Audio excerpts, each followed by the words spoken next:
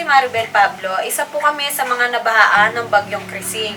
At dahil sa tulong ni Mayor Arlene, kami po ay nakatanggap ng libreng bigas at gamot.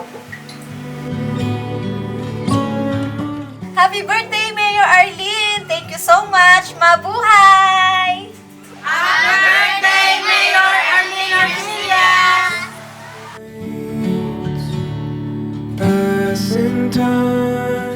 Ako po si John Marcel Cortez from PUP Santa Rosa Campus at isa rin sa City Youth Development Council.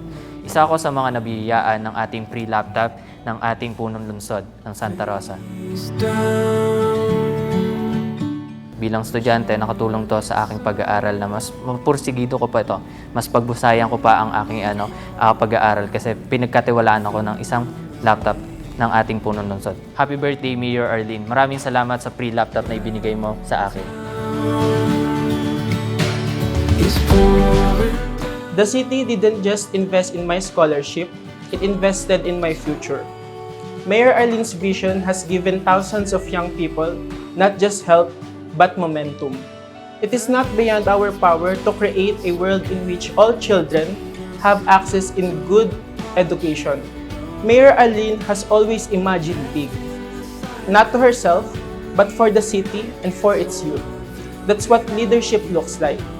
Not waiting for talent to come or to rise, but actually lifting everyone up. Ako po ay si Ferdinand R. Litagtag mula sa Barangay Aplaya na produkto ng libreng pag-aaral sa pribadong paaralan at College Educational Assistance Program na ngayon ay isang lisensyadong arkitekto ng ating bansa.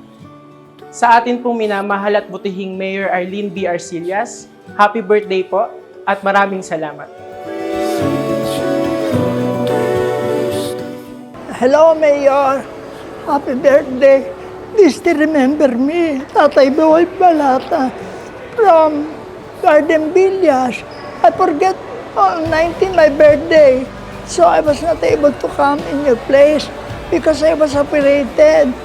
Now only I came because as I promised, I have something for you. Never I forget your birthday, Mayor. I love you too much. You helped me so much financially and medical.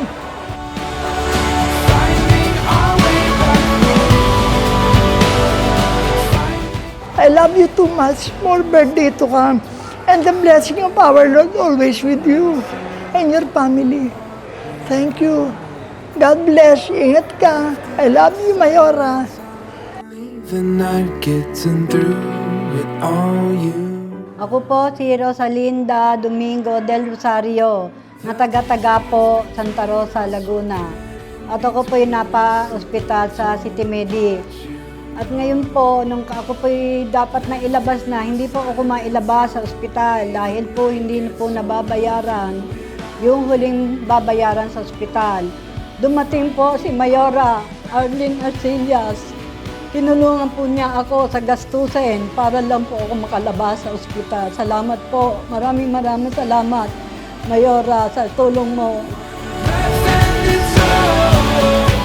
Tinulungan din po ako sa DSWD si Ma'am Jobit Almira para po ako magawa ng prosthetic na inilapit po niya kay Mayora. Salamat po ng marami. Narito po, ito na po ang aking prosthetic. Maraming salamat po, Mayora Arlene Arcillas. At sana marami pa rin po kayong matulungan at bigyan po kayo lagi ng kalakasan ng Diyos. Maraming salamat po at happy birthday po sa inyo. Salamat po.